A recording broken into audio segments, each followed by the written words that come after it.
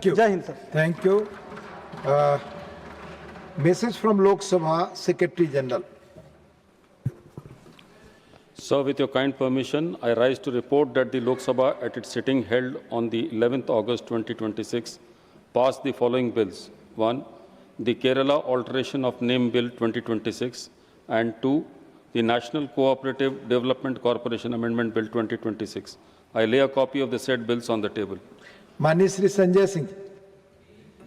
धन्यवाद मान्यवर, आपने इस महत्वपूर्ण बिल पे मुझे अपनी बात कहने का मौका दिया। मान्यवर, मैं इस बिल के विरोध में अपनी बात कहने के लिए खड़ा हुआ हूं और उसकी सबसे बड़ी वजह यह है कि जब हम लोग राजनीति में आए तो हम लोगों ने प्रख्यात समाजवादी नेता डॉक्टर राम मनोहर लोहिया जी को पढ़ा, जिन्होंने नारा दिया, सोशलिस्टों ने बांधी गांठ, पिछड़े पावे 100 में 60।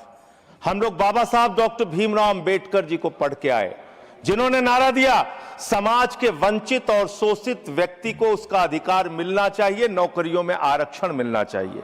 पिछले दिनों जब हम बात कर रहे थे कि हाई कोर्ट और सुप्रीम कोर्ट में जजों की संख्या कितनी दलित की है, कितने आदिवासी समाज से है, कितने पिछड़े वर्ग के लोगों की है, तो सरकार की ओर से उत्तर आया। मान्यवर, आपके सामने उत्तर आया। देखिए, पिछड़ों दलितों की बात होती है तो रोकना शुरू कर देते हैं। ये ठीक बात नहीं है। कोई नहीं रोक रहा आपको। तो सर, दलितों, आदिवासियों, पिछड़ों के बारे में जब पूछा गया तो सरकार के मंत्री महोदय ने आपके सामने कहा कि इसमें हमारा कोई हस्तक्षेप नहीं है, तो कॉलेजियम तय करता है। लेकिन आज जब ये बिल मैं पढ़ रहा था, इस बिल के अंदर जिसमें आपने पूर्व जजेस को अधिकार दिया है, जिसमें आपने पूर्व टेक्निकल पर्संस को अधिकार दिया है, जिसमें आप तमाम 16-17 ट्रिब्यूनल्स बनाने के लिए जा रहे हैं, उसमें कितने आरक्षण आपने दलित वर्ग के लोगों को दिया, आदिवासी को दिया, पिछड़े को दिया, ये आपके माध्यम से मैं सरकार से पूछना चाहता हूं। मान्यवर, एनसीएलटी जो सबसे बड़े विवादों में घिरा हुआ है, उसका अधिकार आप अपने पास रखना चाहते हैं। इस कमेटी को एनसीएलटी गठन करने का अधिकार नहीं है। क्यों अधिकार नहीं है?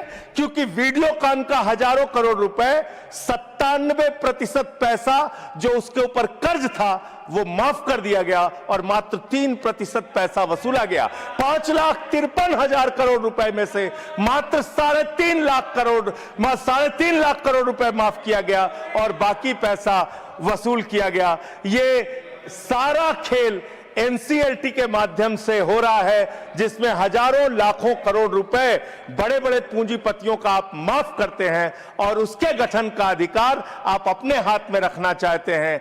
मान्यवर, मैं आपके माध्यम से बताना चाहता हूं सरकार को, मैं सूची पढ़ रहा था। मान्यवर, सुप्रीम कोर्ट के अब तक के जितने जजेज हुए, उनमें से 10.5 करोड़ की आबादी वाले आदिवासी समाज के मात्र एक जज सुप्रीम कोर्ट में हुए। मान्यवर, एक जज हुए। और आप जब ये ट्रिब्यूनल्स बनाने जा रहे हैं, बड़े बड़े पदों पे, आप जानते हैं आप क्या करने जा रहे हैं। आपको पता है, आपको मालूम है। देखिए, जब भी पिछड़ों दलितों की बात होगी, चिल्लाने लगेंगे। आप लोग वो लोग हैं, नहीं बोल रहा, आप वो लोग हैं जिन्होंने मंदिर के उद्घाटन में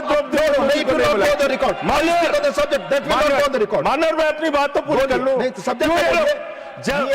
सब्जेक्ट पर ही बोल, ये तो फैक्ट है ना सर, ये तो एक फैक्ट है कि आज तक सुप्रीम कोर्ट में सिर्फ एक जज आदिवासी समाज से हुए हैं।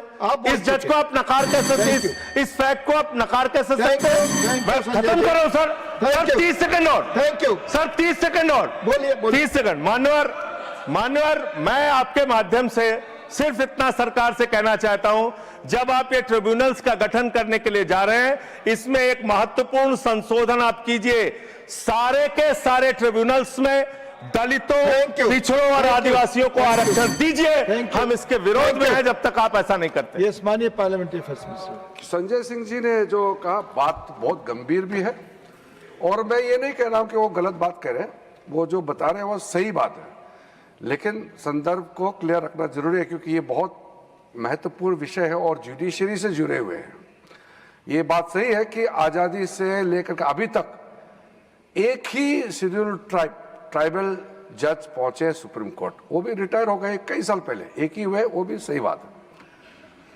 लेकिन नाम तो जब से कॉलेजियम बना है, जज किसको बनाना है नाम कॉलेजियम ही तय करता है, सरकार तय नहीं करते हैं, नंबर 1। और जब सरकार अपॉइंट करते थे 1992 से पहले, जब गवर्नमेंट अपने से नाम लेकर के अपने से अपॉइंट करते थे, उस समय तो कांग्रेस का ही सरकार था, तब किसी भी आदिवासी को जज नहीं बनाया। और मैं तो खुश किस्मत से आज यहाँ खड़ा हूँ, आदरणीय प्रधानमंत्री जी का आशीर्वाद, पहला ट्राइबल मिनिस्टर जो मैं लॉ मिनिस्टर बना इस देश का, पहला आदिवासी, और बाबा साहब अंबेडकर के बाद पहला बौद्ध भी हूं जो इस देश का कानून मंत्री बना है।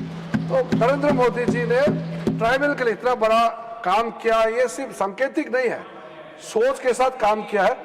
इनका बात को मैं समर्थन करता हूं, लेकिन क्लैरिफिकेशन जरूरी था, नहीं तो कहीं ये मैसेज ना जाए कि सरकार आदिवासियों को सुप्रीम कोर्ट में क्यों नहीं ला रहे हैं, ये मैसेज गलती ना जाए, इसलिए मैं स्पष्टीकरण देने के लिए खड़ा हुआ हूं। Thank you. श्रीमान राम जी।